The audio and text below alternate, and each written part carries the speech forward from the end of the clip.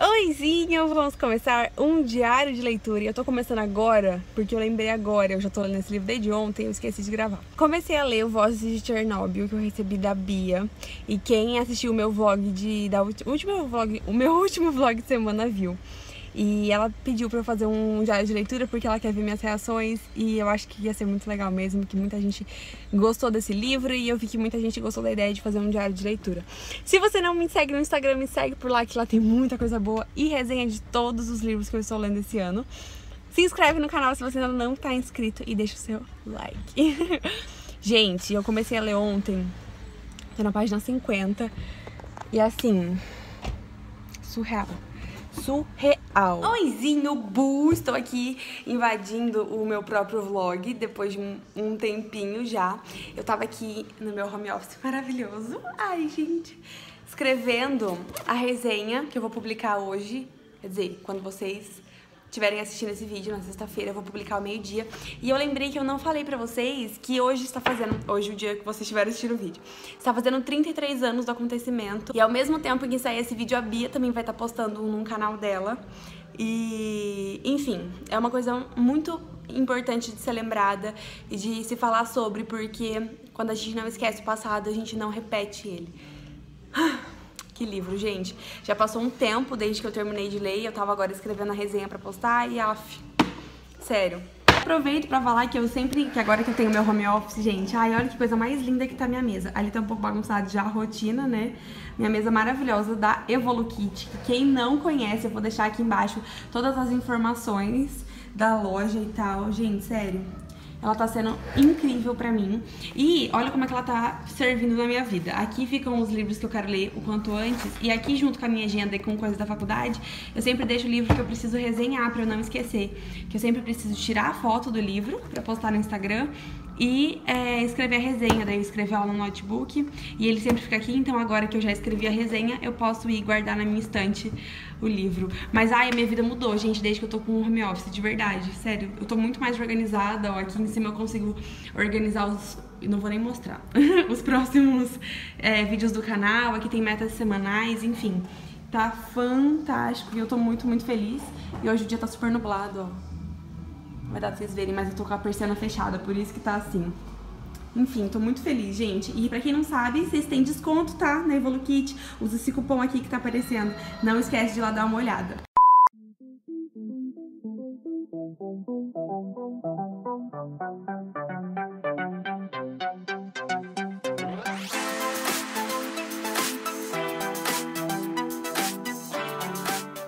Vou finalmente conseguir falar um pouco sobre essa leitura que eu comecei, gente, porque minha vida tá uma doideira. Toda vez eu vou ter que falar isso, mas é verdade. Trabalho, TCC, projeto secreto, canal, muita coisa acontecendo, mas eu estou, glória a Deus, conseguindo ler, conseguindo manter minha rotina de leitura. Gente, eu não quero ficar me vangloriando, não, mas ano passado, uma altura dessa do campeonato, eu já estava de ressaca. E eu não tô ainda. Então, fé em Deus que essa leitura, que esse ano vai ser ressaca. Gente, comecei a ler As Vozes de Chernobyl. A Bia me mandou esse livro e eu estou... não tenho palavras. Boa noite. Fim do diário de leitura. Tô na página 106, bem aqui, assim, ó. E o que eu posso dizer é que é estarrecedor. Estarrecedor. Eu li umas duas histórias que eu fiquei bem confusa. Na verdade, gente, eu sabia muito pouco sobre esse desastre. Eu sempre odiei química. Então, quando a gente estudou isso no colégio, porque a gente estuda em química justamente pra explicar o tanto de radiação que o mundo foi exposto, como é que foi, pra onde foi, porque a radiação... E eu pouquíssimamente lembrava dessa história. Então eu fui ontem assistir vários vídeos, eu assisti inclusive um documentário sobre isso. E eu tô assim muito interessada na história, no desastre, no que aconteceu e o que aconteceu na vida dessas pessoas. Logo depois da Guerra Fria, no finalzinho ali, não sei se já tinha acabado há muito tempo, não me lembro agora das datas, mas a Ucrânia ainda fazia parte da União Soviética, né, que era o URSS, e o mundo e eles viviam de uma forma muito fechada do mundo. Então, eles viviam nesse mundo comunista e não tinham muito acesso à informação de fora, assim como o povo de fora não sabia o que estava acontecendo do lado de dentro. Então, quando aconteceu esse terrível desastre, o mundo inteiro não ficou sabendo pela boca da União Soviética. Eles ficaram sabendo por conta da radiação ter chegado na Suécia e eles terem visto que isso não estava saindo da Suécia e eles queriam saber da onde, então eles entraram em contato com a União Soviética e eles falaram assim, aconteceu um negocinho, mas está tudo controlado, mas na verdade não estava controlado e o mundo então descobriu que tinha uma coisa horrível e muito perigosa acontecendo. Gente, pensem que o mundo, a Terra gira, que tem muitos ventos o tempo todo aí na atmosfera e assim que aconteceu essa super explosão dentro da usina nuclear de Chernobyl, toda aquela radiação foi jogada na atmosfera e ela não ficou somente ali. Então, estima-se que muitos outros países ao redor tiveram sequelas dessa radiação exposta e ali, essa região de Chernobyl, ela não vai poder ser habitada pelos próximos 200 anos. A cidade de Pripyat, que é a cidade fantasma, que é muito conhecida, procura no Google, tem fotos assustadoras e muito tristes, porque parece que as pessoas simplesmente desapareceram, porque continua tudo ali, tem cama, tem brinquedo, tem roupa, tem comida. Comida não mais, né, porque passou muito tempo, mas enfim, as pessoas foram evacuadas da cidade depois de uns 3 ou 2 dias, se eu não me engano, que aconteceu essa explosão. Eles não sabiam direito o que estava acontecendo, eles ficaram muito tempo expostos a essa radiação e eles tiveram a vida transformada para sempre. Primeiro porque as pessoas das novas cidades tinham medo delas, porque elas tiveram contato com a radiação e ninguém entendia direito se você podia encostar na pessoa, como é que era. Muitas pessoas foram muito expostas, tanto as que moravam mais próximo da usina, quanto as pessoas que trabalhavam na usina, as pessoas que foram para dentro da usina apagar esse incêndio, os bombeiros, sem saber direito o que estava acontecendo. Então, assim, é uma história terrível, terrível, de como o governo pode fazer coisas terríveis com a população sem nem, sabe, não... Porque pensa, gente, eles não avisaram a população do que estava acontecendo, eles ficaram expostos a essa radiação, depois o mundo, enfim, é uma bagaceira, assim, é uma coisa muito triste que aconteceu aqui nessa época e nessa situação. Enfim, e aqui então a gente vai conhecer a história de várias pessoas que foram vítimas desse terrível desastre e eles vão contar a história de acordo com a ótica deles, contando o que passou, como ficou, enfim. Tô na página 100, já li histórias que foram de cortar o coração, várias, mas a primeira, assim, mexe muito com a gente, que vai contar a história de um bombeiro, que na verdade quem conta a história é a mulher dele, e o bombeiro vai entrar na usina pra tentar apagar o incêndio e ele morre 14 dias depois porque ele foi exposto a muita radiação e acontece coisas muito tristes, gente, sério, muito, muito triste. Eu chorei nas primeiras 10 páginas, tá? 10 páginas do livro eu já tava chorando. É difícil, sabe? É difícil, é muito tocante e logo eu volto pra falar mais desse livro aqui.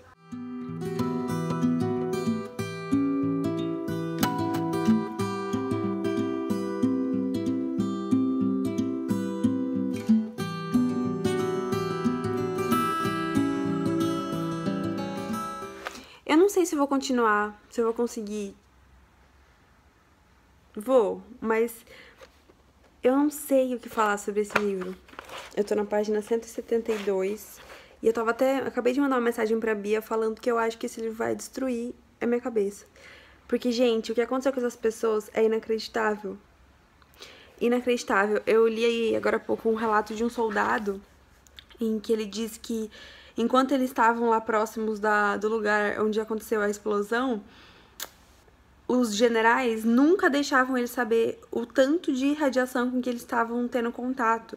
E eles viam os negocinhos de medir a radiação, eu esqueci o nome agora, contador Geiger, e ninguém deixava eles chegarem perto. Tem uma frase muito forte que ele falou que é assim, nós sabíamos que existia esse negócio de medir a radiação, mas ninguém nunca encostou em um, porque ele ficava sempre nas mãos de alguém mais poderoso, né? E eu acho que eles faziam isso, sei lá, porque se eles soubessem a verdade, eles iriam embora e ninguém ia ajudar a controlar a situação. Eu não sei se é simplesmente descaso, se é falta de humanidade, eu não sei, eu fico nauseada lendo o livro. Eu li uma parte também, eu não sei se vocês querem saber isso, mas Leiam, porque tem muitas histórias muito tristes, mas tem um outro cara que ele tinha acabado de lutar no Afeganistão e ele voltou pra casa e assim que ele chegou em casa ele já recebeu a convocação pra ir pra Chernobyl. E ele fala assim, quando você vai pra guerra, você tem medo de morrer na guerra. Quando você vai pra Chernobyl, você sabe que você vai morrer quando você voltar pra casa. Gente, olha, eu fico toda arrepiada, porque tá me fazendo assim... Eu acho que eu vou ficar tipo a Bia. A Bia, depois que ela leu esse livro, ela ficou obcecada pela história. Tipo, ela sabe tudo de Chernobyl, ela é muito informada nesse assunto. E eu entendo agora por que ela ficou com essa curiosidade tão aguçada, porque é assustador e a gente quer entender por que fizeram isso com a população, sabe? Eu tô assim... com vontade de chorar e ao mesmo tempo com vontade de largar a leitura e parar de ler, e ao mesmo tempo vontade de terminar de ler agora. Que livro, sabe? Que livro. Eu acho que é daqueles livros que a gente dá 5 estrelas e favorita com o coração pesado. Porque é muito pesado, mas é muito importante.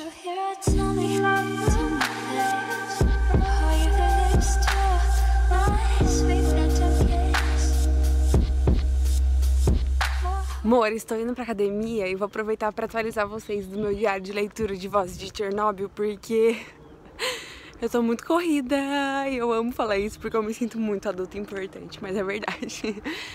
Então, tô agora na página 280 e cada vez que passa, cada página que eu leio, cada história que eu leio é um soco novo no meu estômago. Parece que o governo simplesmente abandonou aquelas pessoas e não orientou as pessoas que foram trabalhar, não orientou as pessoas que moravam lá.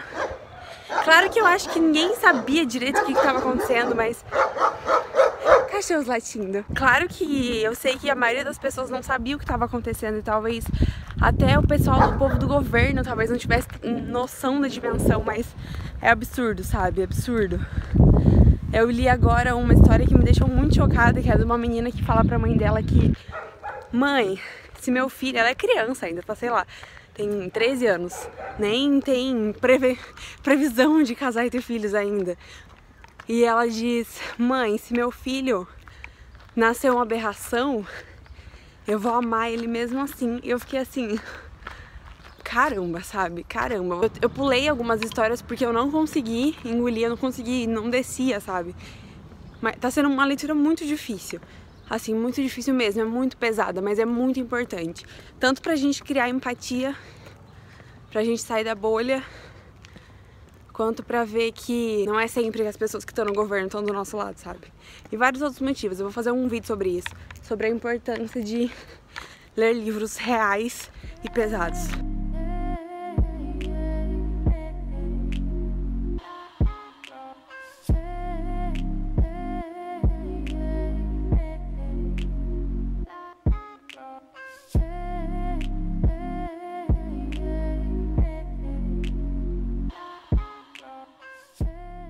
Terminei de ler e eu nem ia gravar essa parte, o final do vídeo agora, porque já é tarde, amanhã cedo eu vou trabalhar, mas se eu deixar pra falar depois, não vai ter o mesmo sentimento, sabe?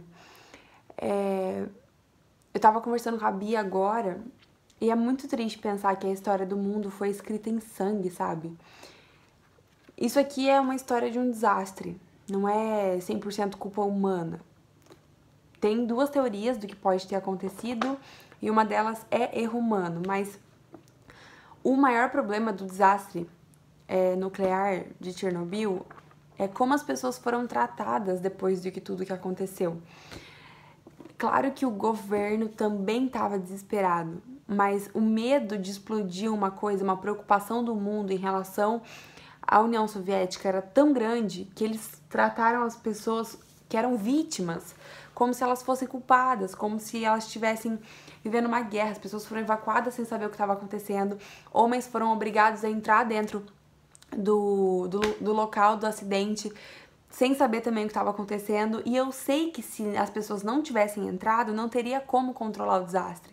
Mas aqui a gente fica muito em dúvida, sabe, do qual luta realmente vale a pena lutar, sabe? Ai, gente, eu não sei, minha cabeça tá assim, explodiu com esse livro, explodiu. Hoje, enquanto estão assistindo esse vídeo, tá fazendo 33 anos do desastre, E eu acho que o que tem que ficar dessa leitura e de leituras pesadas como essa, hoje eu também terminei de ler O Menino do Pijama Listrado, que fala sobre a Segunda Guerra, e o que fica dessas leituras é a certeza de que a gente precisa ler essas coisas.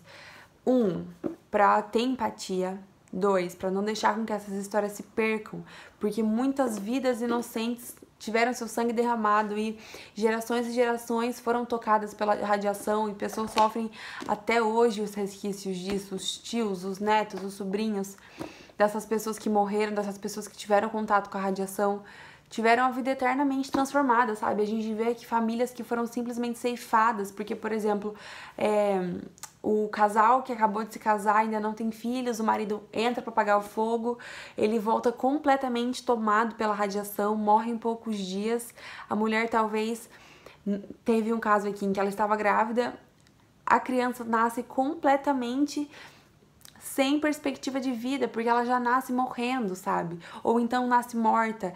E aí essa mulher só vai ter chance de ter filho novamente se ela casar com outro homem. Mas muitas das mulheres que tiveram as histórias contadas aqui eram perdidamente apaixonadas por seus maridos e perderam eles de forma tão triste, porque eles estavam tão perdidos, eles estavam tão sem informação sobre o que estava acontecendo, que muitos foram apagar o incêndio sem saber a proporção daquilo. Então as mulheres viram seus maridos deixando as suas casas sem saber que eles voltariam semi-mortos, porque a radiação mata de dentro para fora.